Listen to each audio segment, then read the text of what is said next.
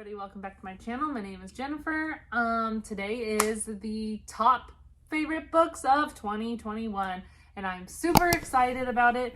I ended up going about this where I just chose all of my like 5-star books and put them in order. That's how I did my favorite. I do have one 4.5 in here, and I have the nonfiction books that I didn't put on the actual list because I don't think nonfiction, unless you're actually doing like a nonfiction list of your favorites, but so I might as well mention those. So it's Green Lights by Matthew McConaughey and In Order to Live by Yeonmi Park. And so obviously know who Matthew McConaughey is, and Yeonmi Park she escaped from North Korea and her story is amazing.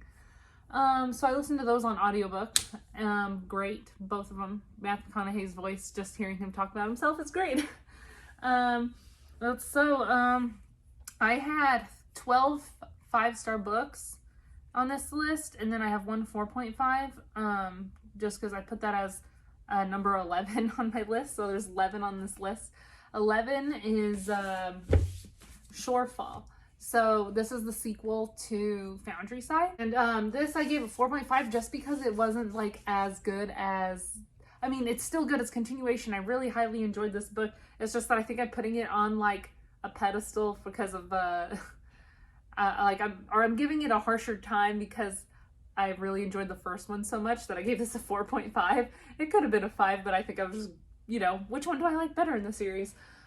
Really good sequel. And then number 10 I have Thunderhead. It's the sequel to Scythe. And this one was actually blew my mind. I didn't know what to expect because I really enjoyed Scythe. These are young adult fantasy sci-fi type ones. And what's cool about these is that I feel like it's more realistic, not crazy fantasy. It's more of like a sci-fi, I want to say. And I just enjoyed the way this continued, and it left on a major cliffhanger. And I have the third one here. I have the third one of a lot of these things on this list. I need to finish series is what I need to do. Number 9 is Lock Every Door. So this one was, I guess, one of my favorite thrillers of the year. I really enjoyed this one. It's a fast read. You can probably figure it out what's going on. It's just really quick read, fascinating, fun thriller. I just enjoyed it. Especially, I think this would be a good book for somebody who hasn't really read thrillers and want to jump in. I feel like you'd be shocked, like you couldn't see it coming.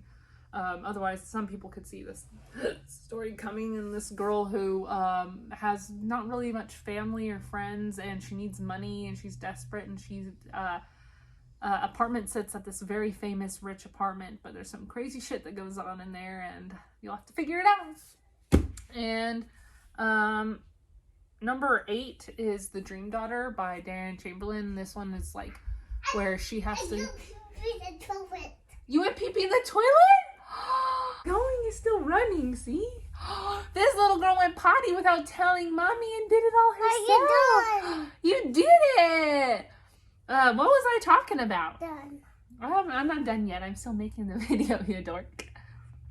The Dream Daughter, where she is pregnant, but it's in the past. I forgot, like 70s or something. And, don't throw books. Be gentle with books, okay? And she has a pregnancy where it's not gonna survive, they said. And she knows somebody who finds out, hey, no, you have to be really gentle with this. The person she knows is from the future. And he's like, there's medicine that could help now in the hospitals that could help your daughter survive. And so it just shows like, from there, I don't want to ruin anything. It's just, it gets really emotional and everything. Hi. Again, we're doing this again. Verse 7 is The Love Hypothesis. I listened to this on audiobook. It's great. I really enjoyed this romance. I've been reading more romance this year. I don't know what's gotten me back into it. I guess it just depends on what sounds good. And The Love Hypothesis was essentially a Star Wars, like Kylo and Rey like love like fan fiction type thing. But I can see where they got it from. But they only mentioned Star Wars maybe like once, and then it's just kind of like not really that. If you didn't like I'm a Star Wars fan and I wouldn't even known it was a fan fiction for it. But just it was so good all around, and I think what made it like 5-star was the intimacy part. That was just the best thing ever. And then number 6 is It Ends With Us by Colleen Hoover. That was an audiobook one. Great story, and it's this girl who talks about her first love growing up and then her relationship now, and there's just a lot to it. I wouldn't want to ruin. I would want people to go into there knowing what's going on, but just know as a teenager her dad used to beat her mom and was abusive and stuff, so that's kind of heavy, and it kind of goes into her relationships later on. The 5th one, number 5, is The Dragon Republic. This is the sequel to Poppy War. Oh, did I do this right? Yeah. This is the sequel to the Poppy War, and this one is really good. There's people like either they love this the most out of the trilogy. I haven't read the 3rd one yet. Or they love like the 3rd one. There's people who hate the 3rd one. There's people who love the 3rd one. So I'm really intrigued, and I really enjoyed this one. And I don't understand why some people don't like it. This was a really great continuation of the Poppy War. I really enjoyed where this took. And I'll get into Poppy War in a second. It's right after this, but the story is wonderful, and I can't wait to see where this goes. It's a fantasy, and it's kind of like a retelling of the Japanese and Sino War, I think it's what it's called. And it's kind of like a fantasy retelling of it, and it uses shamanism and stuff, and how the magic and the gods and stuff as they do this war, and it's just great. Like, I'll continue on. Like, Poppy War is number 4 on my list.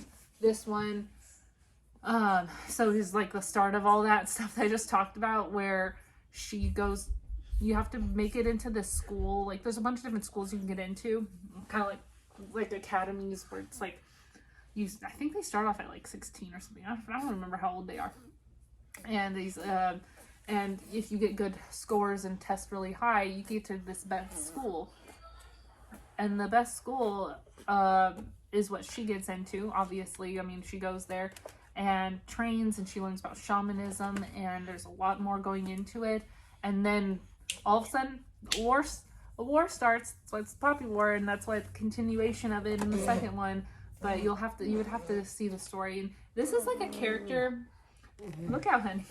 The main character isn't too likable, but she's still great. Like, you just get to know her, and that's what I love about this book, is like, you don't have to love your main character. You don't have to, but you know her. You get to really know her in the 2nd one too, and I don't know. It's a great series. I can't wait to read the 3rd one. I hope I read it next. Number 3 is Verity by Colleen Hoover. This one was a romance thriller. Highly enjoyed it. It was a messed up book. The ending was awesome. What a shocker to me, and it just left it like it, and I'm just like, what? It's good. I really suggest reading that. Number 2 on my list is Finley Donovan Is Killing It. This is it says it's a mystery, which kind of, and it's just all around fun. This woman who goes to Panera Bread talking to her editor or publicist or whatever the hell. She's at Panera Bread talking about a story she's writing, and it's about like a hitman or whatever. Somebody next to them hears what they're talking about and really thinks she's a hit woman, and leaves her a note for like her number or what she wants done to, like, I don't remember if it's her husband or who it's for. And it's just like and the amount of money is offered, and she's desperate. It's just great fun, the shit that she gets herself into. And the other characters, it's like a dynamic duo with one of these other characters. And it's just so fun, and it leaves it on a really good cliffhanger. There's a 2nd one that's going to be coming out in a couple months, I think. It's Belle. Oh, Belle in books. This works. Belle's hair is crazy. Look at Belle is reading Finley Donovan. She enjoys it. And then number 1, who's surprised? Foundry Side. So I talked about Shortfall as a sequel, really great continuation. This one, great fantasy. It's kind of like a steampunk in a way. And it's like, her name is Santia or Sancha. Sansia or Sansa, and I don't know which one it is. And but I always say Sansia when I read it. And it's just a great story. She's she's a thief, and she runs heists and for this man, and she gets money for it or whatever. And this one heist she goes on, she finds like this artifact, and kind of reminds me of Uncharted in a way. And she realizes all these people want it, and people are dying for it, and she's stuck in this pickle. And then she meets these great characters along the way, and they team up, and just it's great. And the second one is a great continuation too. You get to know Claire. Hey, you get to know them more. It's just great. This, like in my survey, you'd see like this is my favorite cover. Just look at this cover. It's just all around fun. I was really surprised reading this and how much I enjoyed it. I was glad to get back into fantasy a lot lately too, like because I was reading thrillers for a really good while. So now I'm getting back into a lot of different things, and I'm just surprised. I don't think any historical fiction's on here, and I love historical fiction. I read some that were really good. I guess Dream Daughter would kind of be in historical fiction. In a way, Poppy War is a historical fiction, even though it's fantasy, because it's kind of like a retelling of that Japanese Sino War. Anyways, thank you for watching this video. Let me know if you've read any of these, if I made it sound like any of these were great and interesting. Thank you again for watching. Sorry for my daughter in the background. She's crazy. Hope everybody has a happy new year. Can't wait to see where I go with continuations of books. Hopefully I finish the freaking series. I really want to read this one. I want to read Project Hail Mary by Andy Weir. That's like my main thing I want to read. I still haven't read The Lost World by Michael Crichton. Matt got that for me last Christmas. I need to read that. But yeah, my goals are to finish some series and definitely read this one. And I have a bunch of books on my Kindle and audiobook, and yeah, anyways, thanks again for watching. Bye.